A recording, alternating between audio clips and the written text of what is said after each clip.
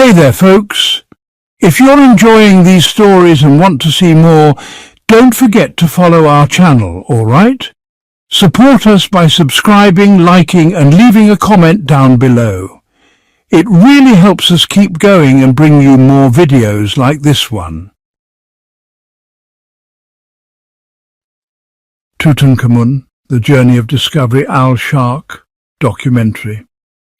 In Egypt, way back in 1334 BC, a 9-year-old boy became king. His name was Tutankhamun. He entered the history books, but honestly he wasn't a particularly important king.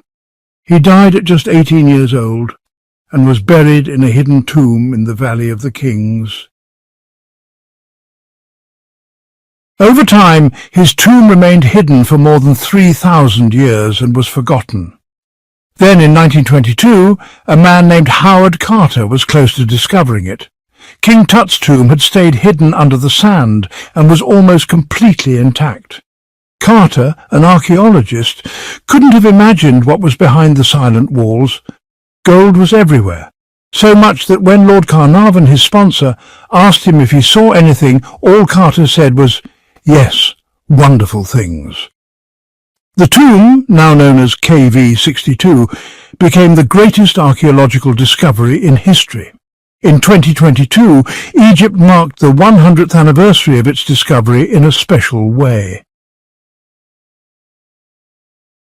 But the mysteries didn't stop. Is the famous curse of Tutankhamun real? Why couldn't tomb robbers find his grave? Could Queen Nefertiti still be hidden inside Tut's tomb? Why did he die so young? What was the relationship between Howard Carter and the Duchess of Alba? When excavations began, the team was struck by the beauty of the objects they uncovered. We're standing now in the Giza Plateau in front of the Sphinx and its temple. The temple is closely tied to the movement of the sun. The Sphinx behind us points precisely to the sunrise during the spring and autumn equinoxes. Between December 1st and 2nd and June 1st, the sunlight hits the Sphinx's eyes exactly, aligned with the horizon. The Sphinx is seen as a guardian, standing watch over the grandest tombs and pyramids of the Old Kingdom. Although its role isn't shown architecturally, it plays a symbolic part in ancient protective rituals. That's what the Sphinx represents, a powerful symbol of protection. By the time King Tut was born, the pyramids had already stood for over 1,000 years. So what was the connection between him and the pyramids, since he was buried in the Valley of the Kings, over 500 meters away? It's interesting to wonder, did Tutankhamun ever visit the pyramids, walk among them like we do today? Perhaps he did. Even for him, these ancient structures were already considered historic. People don't think about tomb design the same way kings did. A king like Tutankhamun would have had specific ideas about how his tomb should be built, especially compared to how tombs were constructed during his time. His capital was Memphis, not Giza. In fact, Thebes, modern-day Luxor, was the actual political capital during his reign. Why were pyramids built in some places and not others? Political situations often influenced those decisions. The tombs in the Valley of the Kings were built in the sides of sacred mountains. The earliest royal tombs were found at the base of a pyramid-shaped mountain called El Qurn, the Horn in Arabic, which may have influenced the choice of location due to its shape. Egyptians began carving tombs into cliffs during the 18th and 19th dynasties, instead of building massive pyramids. After all, a 150-meter-high pyramid in the desert is basically shouting, "Steal from me." That's one reason why burial practices evolved. So how did Tutankhamun's tomb remain hidden, even though most tombs in the Valley of the Kings were robbed? One theory is that a massive storm caused flooding that buried the tomb under debris. Interestingly, Ramses VI later built his own tomb right above Tutankhamun's. During construction, workers dumped rubble that ended up covering Tut's entrance. On top of that, they built storage huts for workers, right above the hidden entrance. One of the smartest things Carter did while digging was to look for the bedrock, the layer of natural rock beneath which no one would be buried. When he reached it, he found a few chambers. That's when he knew he had found the tomb. In November 1922, Carter stood on the verge of uncovering the resting place of the boy king. Everything was silent. When Carnarvon asked him what he saw, Carter famously replied, "Yes, wonderful things." More than 5,000 objects were discovered, many made of gold. It was a revolutionary discovery. Other tombs Carter had explored were empty or looted, but not this one. Esther Bones, an archaeologist, said, "We can't forget the funerary shrines, the granite sarcophagus, the wooden coffins covered in gold and glass, and even the solid gold mask which weighs 11 kilograms. The tomb was packed with all kinds of furniture, clothes, food, weapons and chariots. But here's the mystery. How did they fit everything into such a narrow tomb? The entrance was so tight that many items had to be dismantled before being placed inside. Carter had to take them apart and reassemble them later for museum display.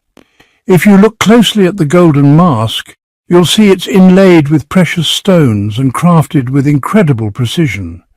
Miriam Secco, another archaeologist, noted that many of the jewels were surprisingly modern in design, and the furniture, especially the chairs, were made with unmatched skill. Nothing like it had been found in any pyramid or tomb from that era until Carter's discovery in 1922. The items in Tutankhamun's tomb were likely things he used in life. For instance, some shoes seem worn, suggesting he used them as a child.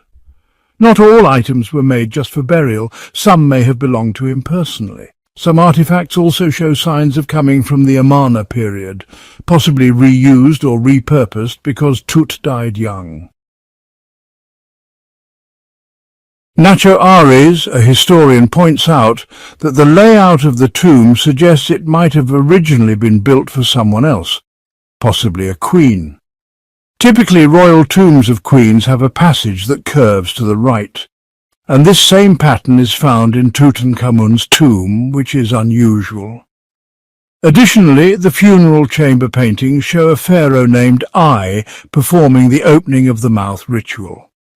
His name appears to be painted over Tut's, suggesting the scene was reused and altered.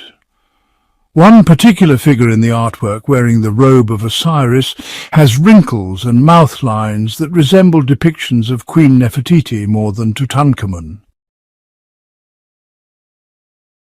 It's now been 100 years since the tomb was found, but new theories continue to emerge. Could the tomb be hiding more secrets? A Spanish company, Factum Arte, scanned the walls of the burial chamber and found evidence of hidden doorways behind the murals. Nicholas Reeves, an expert in Amarna-era archaeology, believes these could lead to additional chambers. Images show clear outlines of possible doors under the mural of the opening of the mouth ritual and under the baboon scene on the west wall. These doors seem older than the ones we see now and could lead to more rooms.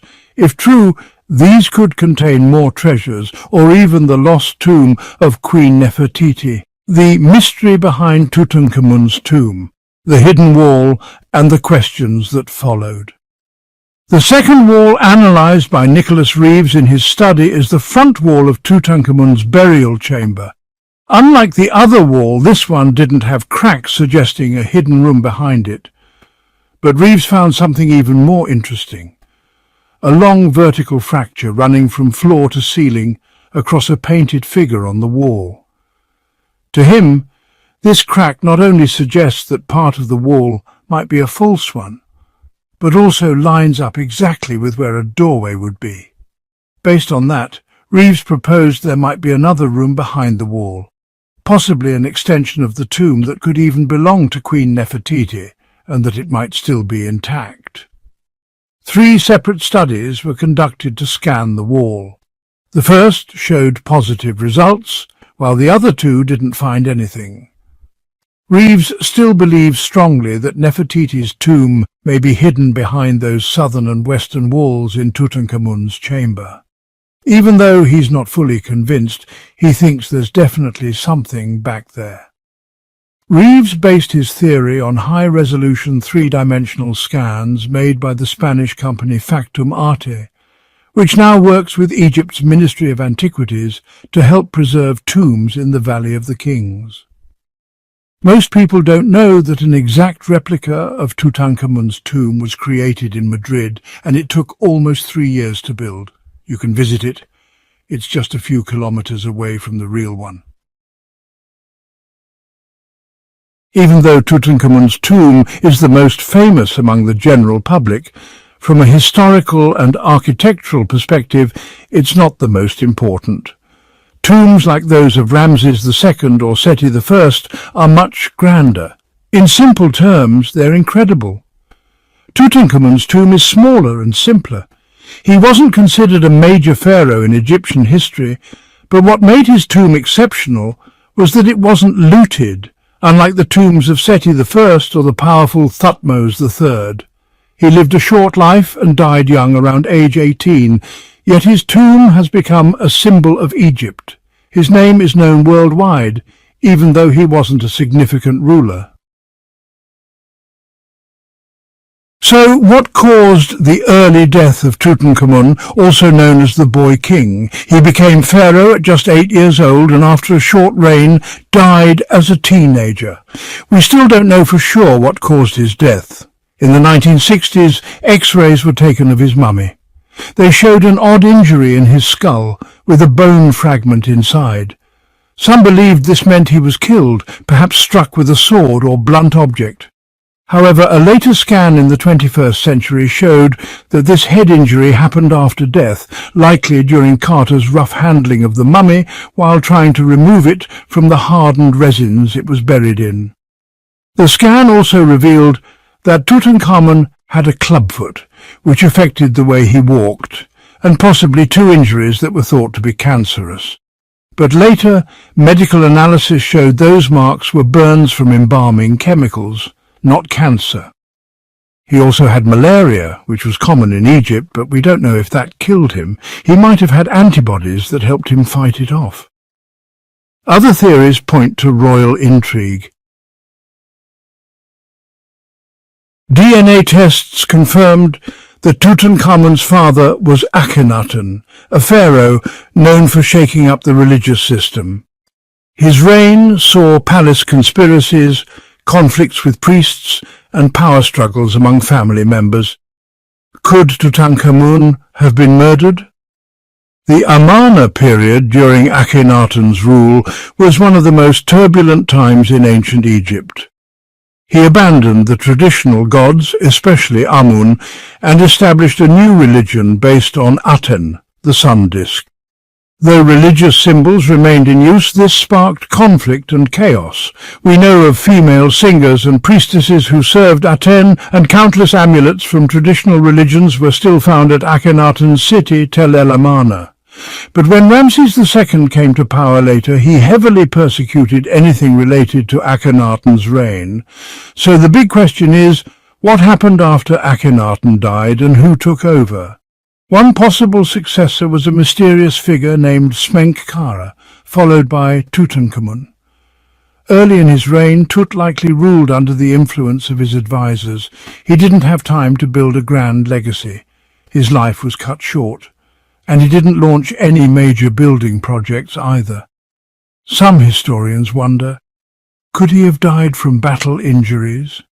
He had war chariots and weapons in his tomb, and though he lived in what was believed to be a peaceful time, records show that his armies fought hard against the Hittites in Syria and Palestine.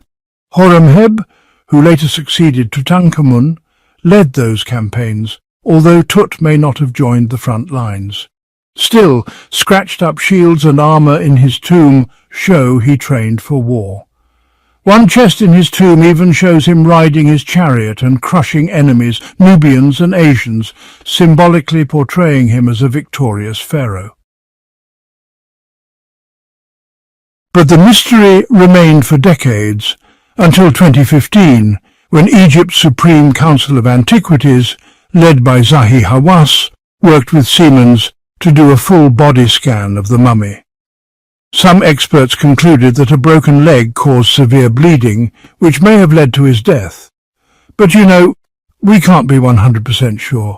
His body wasn't in perfect condition, mainly because of how Carter handled it. When Carter discovered the mummy in 1925, it was stuck in a hardened mix of oils and resins. To free it, he used hot knives and kerosene, which likely caused much of the damage, including the skull fracture.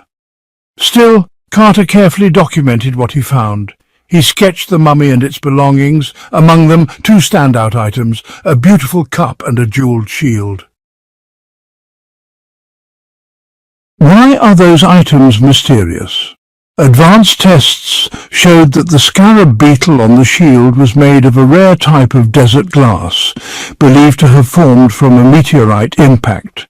Some scientists believe the glass came from a comet explosion. Magic was important in ancient Egypt, and Tutankhamun's mummy had over 100 gold amulets. He also had 2 daggers, one of gold, the other made from meteorite iron.